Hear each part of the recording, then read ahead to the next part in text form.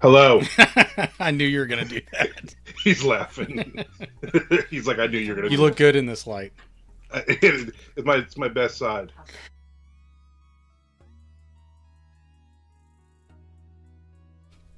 And the idea behind it is that the story is split. So, much like we do with the other novels, I'm writing half the chapters, you're writing half the chapters.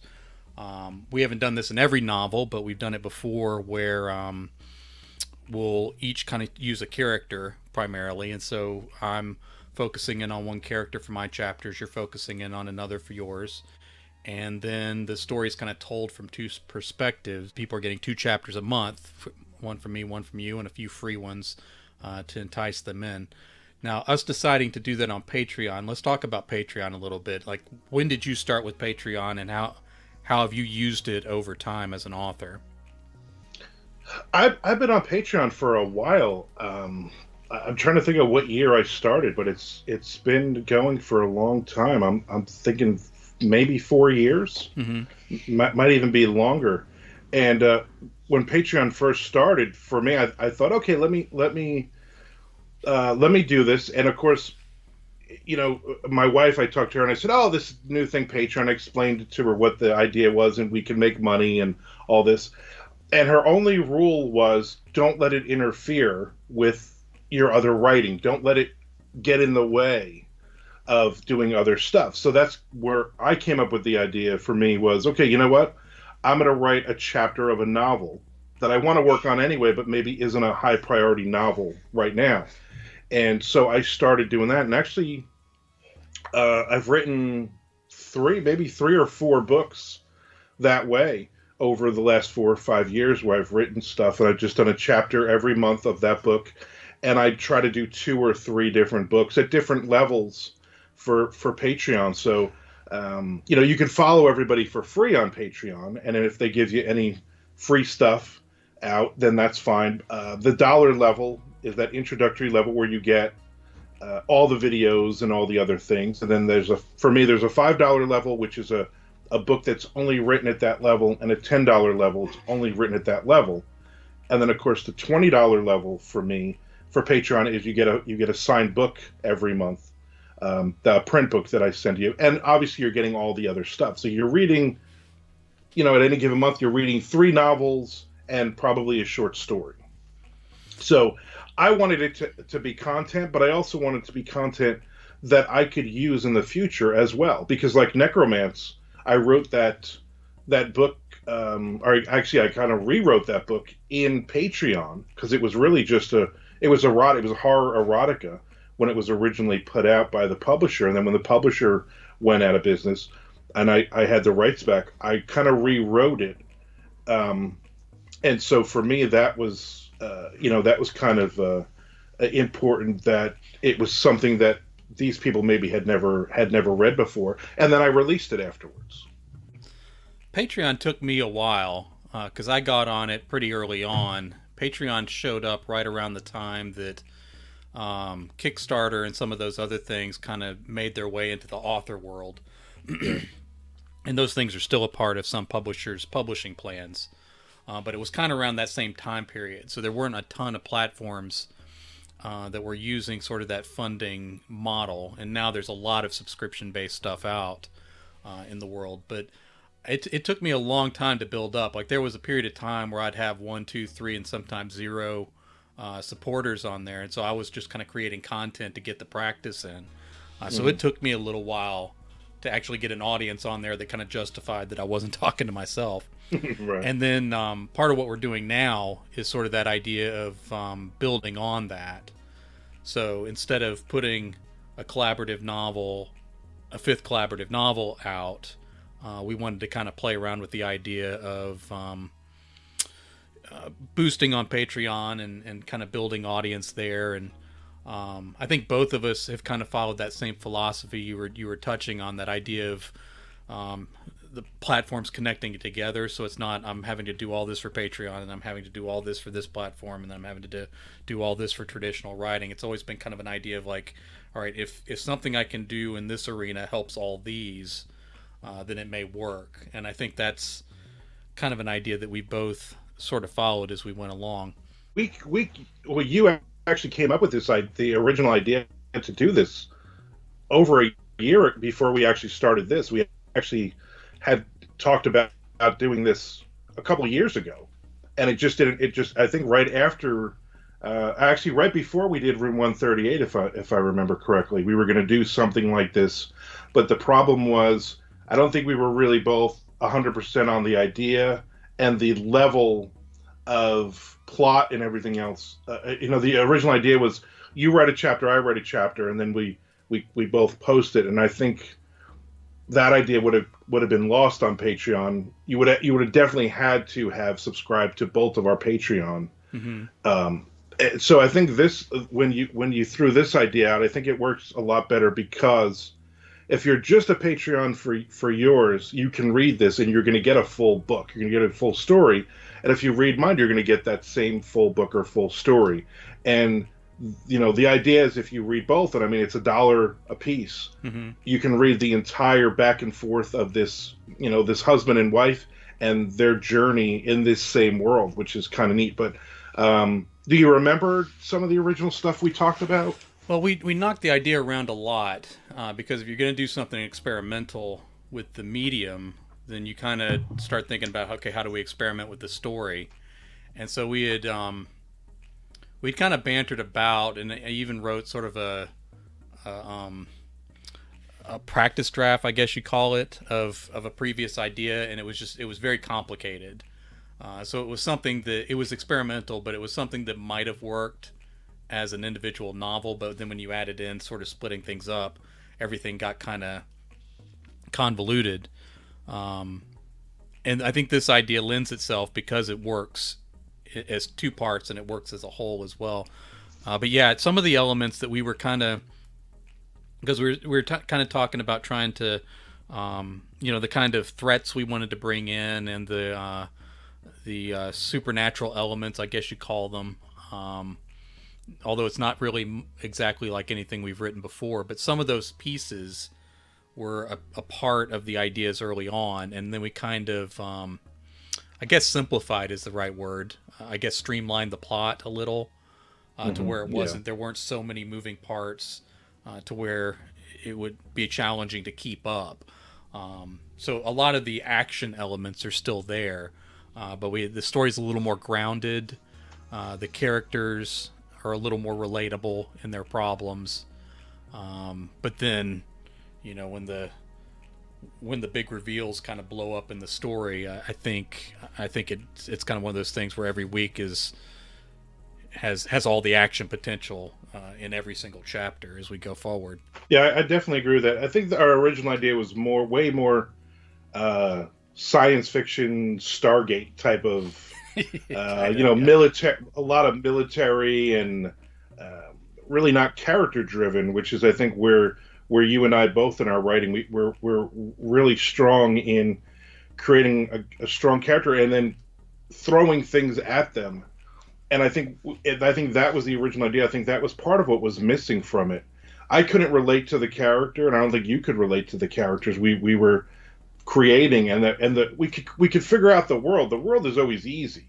You throw some rules together and you just kind of run with it. But when you're creating characters that you're like, where's the motivation? Where's if things happen to them, what do we do? And I had no idea, and so I wasn't 100% on the idea, and I don't think you were 100% on the idea.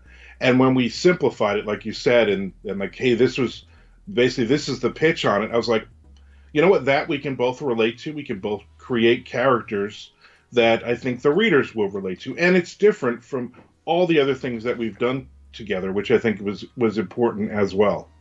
Yeah, it's really important to have characters that people can relate to, and in science fiction, that doesn't have to be a person from Earth. But one of our problems was that, as you're looking at different worlds and different dimensions and things, we were actually looking at pulling characters from a different world into ours, and then we're kind of following them. So we were trying to follow people that we really had nothing in common with, and then them kind of being fish out of water in our world.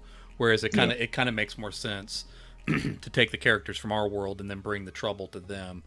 and I think that's what worked out pretty well for it. I think especially in the beginning, the first chapters where you're writing one character and I'm writing one character, and whereas we've done that in the past with a lot of books I can think of, any book that we take the lead. So like The Enemy Held Near, you created these characters, but I gravitated towards a couple of those, and you gravitated towards a couple of those. So even within chapters where, say, the husband and wife were talking, and I was writing from the wife's point of view, the next chapter you might be writing from the husband's point of view, but they were in the same space, they were interacting and all that. And I think the way we're doing this now is I guess initially is you're writing the wife, I'm writing the husband. It's a shared world, and but they're not with each other in the beginning. So again, it's two different stories. It's almost like we're writing two different books set in the same world. We're writing two very different characters with a lot of different motivations and everything. And so I think that's different from what we've done before.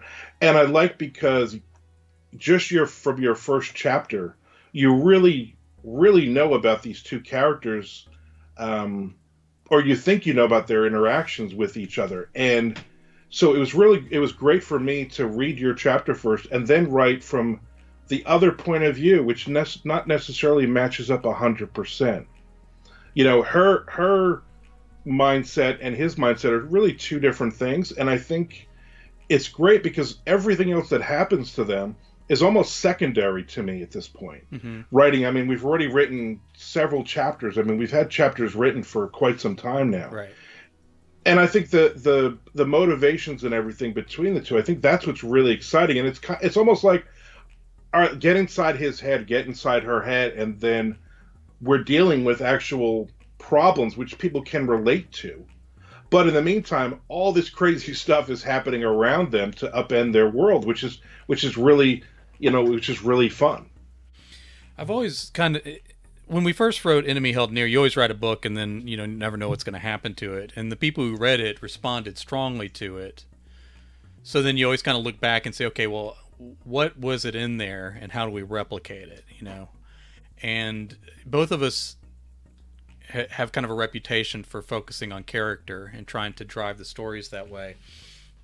But it's interesting, and I'd never experienced it before, where you're writing two different character perspectives, but you have two different people writing them. And you can accomplish a certain amount writing two characters yourself. Obviously you can, otherwise no author would be successful ever. But it's interesting to have a different human writing out that other character, because then it surprises you. So, whereas like I'm kind of looking at the world through her eyes, each new discovery he makes kind of reshapes things. It's like, okay, he sees this differently. So what does that mean to her?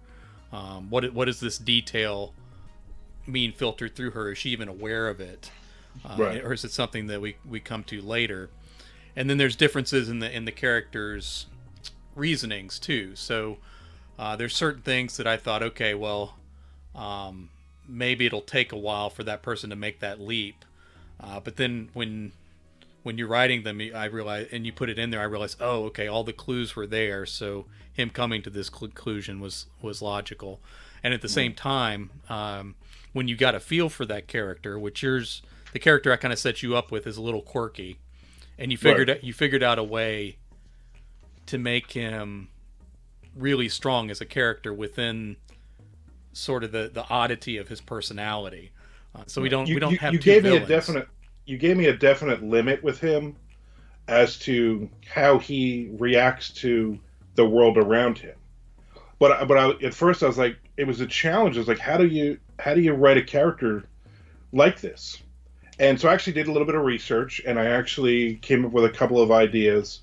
And for me, I was like, okay, you know what? Now I really like this character. It's a character I've never written before in all the stories I've ever written.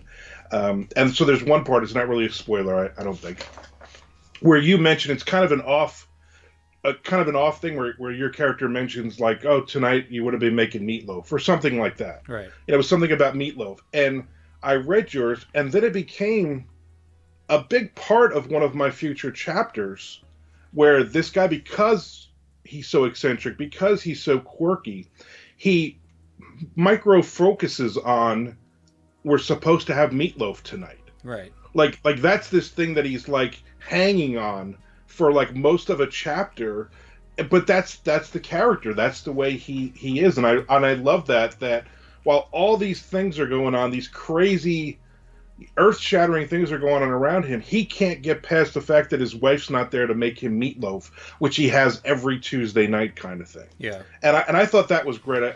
I thought, for me, it's those little things when you read the other person's chapter and you just pick on it. It's maybe not the obvious thread. You know, when I write, especially when you and I write together, I write things and I go, okay, not that I'm throwing softballs, but I'm giving you a couple things to work on. Right. And then I always love when I read your next chapter or chapter in line and you've used something completely different that I've mentioned in passing. I'm like, here, Jay, use this your next chapter. And then you're like, you know, it's kind of like you set me up for something else on that chapter. And then I threw in, I focused on the meatloaf part. Right, right. Yeah. And then the best part of that is I told my wife when I was done writing, I said, can we have meatloaf tonight? And she made meatloaf.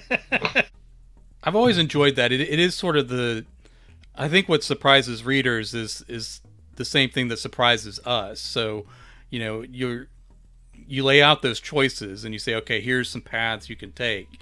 And then I think both of us kind of look at that and say, okay, how do I, you know, it is sort of an improv kind of thing where it's like, okay, how do I use these pieces? But then how do I use them in a way that's not telegraphed, you know, where it's not like the reader's going to pick up every single thing. And the fact that both of us are doing that, I think creates a surprising story, because even the authors are surprised, which I don't think, we talk about it all the time. And you each of us as individual writers, we sit down and we think, okay, I think it's going to go this direction, and then you kind of figure out a path, and you're like, oh, that's surprising.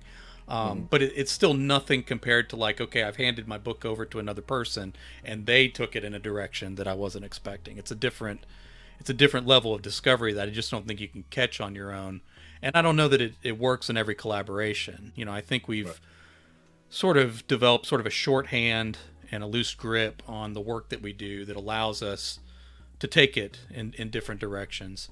I think the good part with us is, even though it's like it might be your idea or it might be my idea, it's not really, while we're actually writing the book, any of the books, there's nobody in charge. There's nobody that says, no, these characters have to do this. Mm-hmm. You know, and there's none of that. And we really, it's the challenge that I love when I write with you, because it makes me a better author. And I really do believe that. I mean, I look at any of the books we've written together and I think these are some of my favorite stories, because for half of that story, I get to be a reader and I get to try to, you know, solve what's going to happen next. And then if I throw something in there, you're generally surprised, and I'll read a chapter and I'll be like blown away. And I'll even say to my wife, I'm like, oh my God, like Jay didn't paint me into a corner, but Jay gave me a couple of really good choices. And this book could, like, you know, this is a crossroads kind of moment in this book, and it might be early, it might be late, but I always love that, because there's the challenge as a writer where I would have never in a million years, if you said write down 100 ways this part will go, I would have never picked that. But then after I've read it and I've written, I'm like, that was the best way to move this story forward. And it's a challenge. It's hard. It's hard when you're working with somebody else and they're not on the same page. And I've had that where it's completely different, or you're writing and all of a sudden they're killing a character, or they're taking a character and they're making them do completely not what you think is going to happen, but in a bad way. Mm-hmm. You know, it's like, well, we like this character. For half of this book, this character is our hero, and you know, he has flaws and stuff, and then all of a sudden he ends up killing a family of 5 for no reason with a bazooka, you know? Right. And we don't do that. I mean, I can't picture many times where you and I have even had to talk about, hey, maybe the motivation's wrong or something, because I think we both get it from the beginning. It's loose enough. We both get it from the beginning, you know? Now, when you're, like, for instance, for this, you've created these 2 characters for this. This is your baby. We do every other one together. So do you think of that at all? Do you go, okay, well, I know what Armand's strong points are, or do you just go, you know what, I'm going to create two characters and let's just go on and see what happens? We're always got stories rolling around. So sometimes the story is going to be just for one of us, and then sometimes one of them ends up being our next thing. Um, but a lot of times when I'm playing with an idea like that, I'm already thinking about it as our thing. So it's not like, oh, I've invented this and I'm going to invite Armand in. It's like, Mm-hmm. okay, I got the idea and now it's going to be complete once we work on it together. So I guess that's different. It wouldn't be this. I don't think it would be the same with us if I just suddenly jumped in and started writing Dirty Deeds with you, or you came on and were trying to write Vampire Christ with me, or something like that. Like Right, yeah. those stories aren't ours, and so there would be problems bringing it in. Not that we would be selfish with it, but just that you'd kind of be a stranger in a strange land as we came in. As much as I enjoy reading those, um, me taking it over with you wouldn't work the same as an idea that we shared together. So it's almost like an exciting thing. Like I'm holding on to this thing that's supposed to be for both of us, and like the moment that we finally start working on it, it's like, okay, now this thing's alive. When Right. I have it myself, it's just an idea. But when I hand it over, now it's a living, breathing thing and exists in the world, and these characters are three dimensional and real. And I think we do have a loose hand on it, so there's never a moment where I see myself saying, well, Armand did this, I'm going to try to get him to back it up and rewrite it. Um, it's almost like that'd be a betrayal of our process if we did that. But at the same Mm-hmm. time, something I hadn't thought about till you mentioned it is that we can both trust each other because we have respect for the work. So it's not a situation where one of us is going in to destroy it because we're having a bad day. I already feel like, even though you're writing half of this, you're the way you're writing, because we're doing it, it's still, as I'm reading your part, I'm still feeling ownership. Right. I'm still looking ahead and going, okay, at some point, these two characters will meet. Yeah.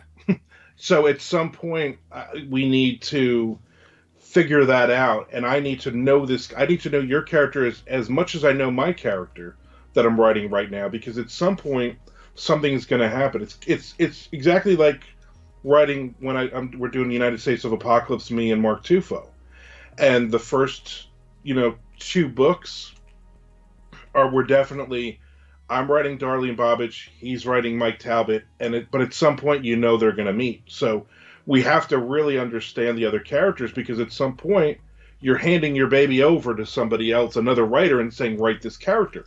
Whereas before, the four books we've written together have all been very different, but again, character driven stories, and we've both been in the heads of the main characters, which I think was important, because right from the beginning, no matter who created the character initially, it became such a better character.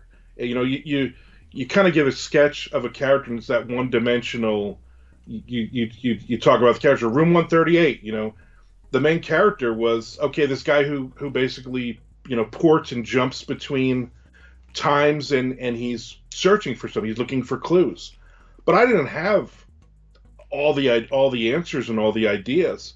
And as we started writing, you and I started filling in all those blanks individually, but as a collective, like you said, we really loved the story. We really were, um, you know, I don't know what to call it. I mean, we loved doing the story. We loved those characters, and we put a lot of effort into making sure that it made sense. But there were the twists. There were the little, our own little stamps on stuff. This is our fifth thing like this we're doing together, and I think you have sort of a reverence of, I know Jay is going to push me to write the best damn story that I can, and my goal as a writer is to push you to write the best story that you can. And I think we've nailed it so far. I mean, I think now this could be an absolute mess. Now that I've said this, this could be all totally screwed up. But I mean, for the most part, I think we've hey, 4 out of 5 would be good. I mean, that's still a good average. Everybody else is going to be seeing it for the first time on May 1st, but I feel good about where we're going. Very strong about it. And it's interesting again because the characters start out apart. All of this in the title. So not only is the world splitting, but they're kind of splitting. And it's not a situation where they've talked it out, tried to work it out, and their relationship is broken. It's not that simple. They're the division between them kind of came at the same moment that the world came apart, and so both are in flux. And they both have history with each other. They both care about each other, and the fact that they are apart as this starts to happen puts all that in jeopardy. The explicit and the implied relationship between the two characters provides some real fodder for building some emotional connection there. And again, it helps. I like both characters, even though I'm only writing one. I feel connected to both of them, and I care about what happens to them. I don't want. Of course, we're gonna have to do bad things to them, but I don't want bad things to happen to them. Right. Now, when you first sketched out the characters and put it together, was it an obvious thing for you where you said, okay, I can't make one the good guy and one the bad guy, because if you had, I think if you had put this together and you said, okay, she's our hero and he's a jerk, I mean, that would have put me really behind the eight ball. Right. to try to get people to read it and go, okay, this guy's a jerk, why am I reading this? Was it something conscious? Yes, it was very conscious. More so, and again, we might have been able to get away with that if we were just putting this out as a novel. Don't think it would have been as good, but I think we could have gotten away with it. But the fact that we're doing it as a split story that you could read in two parts or all of it, I think demanded a different complexity, for the characters. Mm-hmm. And I'm not going to give it all away yet, although it's going to be free out very soon, and probably for some people watching this, it's out now. But when I wrote that first chapter, I wanted to set up the split and wanted to put some jeopardy in it, but then very carefully leave the door open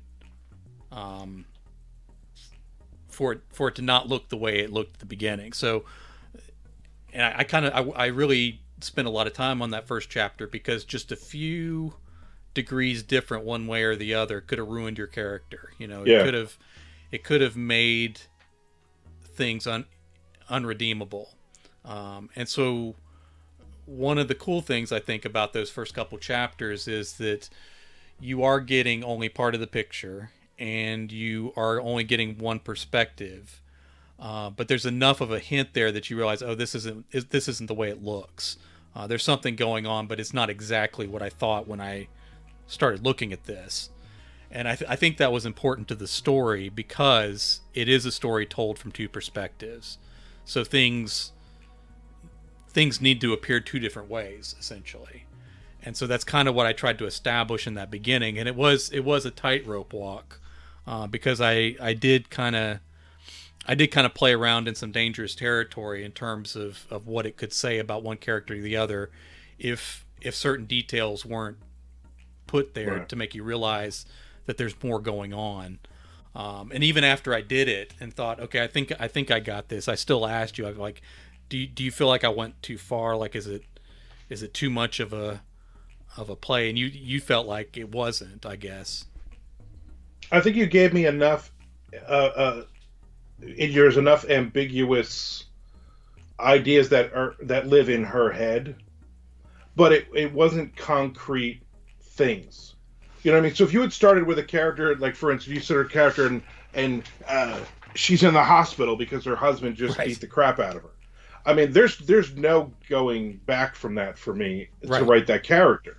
So just because, I mean, and you think of your own relationships. I mean, you drive your wife nuts doing stuff that you don't even realize. Right. So if we wrote that out, you're sitting there eating dinner and it's a normal day, and she's seething because you said something stupid or inappropriate, 2 hours ago, kind of thing. Mm-hmm. So I think that's the fun of it, and I think the fun of it too is, even though we've written quite a few chapters of this back and forth already, we're well ahead of what you're obviously going to be able to read right now. But I think what's fun is I don't think we still know the characters 100%. And obviously the readers, there's no way the readers know everything that's happening, because we're kind of a word I love to use. We're slowly unspooling it as we're writing. So I think that's important too. We're learning these characters as the readers are learning, and then I become a reader of yours. You become a reader of my chapters, and that's also the fun of it, to go, okay, where's Jay going with this? And then for me to go, I'm not just going to info dump in chapter 1 of everything about this character, everything about his life and all that. There's just so much more, and it's a conscious effort as I'm writing these to say, oh, I want to do this and this with him, and not necessarily physical with him, but because of the character that you created for me. I'm like, oh, I got a couple of really good ideas, but that doesn't need to be chapter 2 and chapter 3. That could be chapter 10 or 15 or 100, whatever. That's kind of the thing for me. There's so much more to both of these characters. Yeah, I do think well-written characters, and especially for story pacing and things of that nature, if you do a character perfectly, like you've created them with flaws, you've created them with humanity, you've created them with agency, and they're going to grow and change through the course of the story. All the things that make a story work. The best experience for the reader is as if you're meeting a real person. So you kind of get your first impression, you start to kind of figure out what they're about, and then their lives are slowly revealed to you. Details about their past, details about how they make choices and what those lead to and what their personality is. So if a reader is meeting a character the same way they would meet a friend, or somebody who potentially could be a friend until you get to know them, I think that creates the best experience, and it creates the best story, because like you said, all the stuff that is fun to tell about in chapters 4, 5, and 6, if you put all that in chapter 1, then you have a boring character study and no story. Right. And then at the same time, if you just you can jump right into action, but if in the course of that action you never get anything except the character's name, and they're running through all these things they have no power over, then you don't have anybody you care about. That's just a name. You might as well switch to somebody else partway through the story. So I want to remind everybody that, again, this story is on both our Patreon pages. The odd number chapters are at patreon.com/Jay Wilburn, and the even number chapters are at patreon.com/Armand Rosamilia. We're going to give you several of them free to start up front. So you got plenty of time to decide that you got $2 to spare to jump in on both of us. No matter who you support on Patreon, you're going to get a good story. So if you're just following Jenna's half of the story, then on my page you'll get a story. Same thing with Armand's page. If you're following the husband side of the story, you're going to get a very interesting and powerful story as well. But our recommendation is that you read both halves of the story. That you come up with $1 on both sides, and then read at your leisure, along with all the other great things that we have coming along.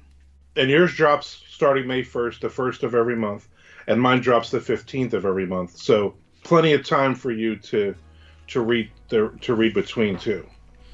And we'll keep a master list of those with all the links to them. So a lot of times when we share online, we'll be sharing a page that has all the links, and conveniently for you, I put you readers, I put down the other books that we worked on and links for you to get those too. So you have all these opportunities to give us money as you enjoy stories.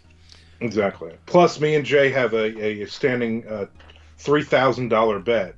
Whoever gets the most reads owes the other one $3,000. So I'm counting on you people. I sure do hope we pick up some more subscribers. All right, man. It's been fun talking to you. As always. How's that? Is that better? It's better than last time, yes. Better than last time? How's that? That's good. That's good. That's professional right there. That's Shelly. I can see you. Switches. I don't know if it's professional. Well, yeah, you can see.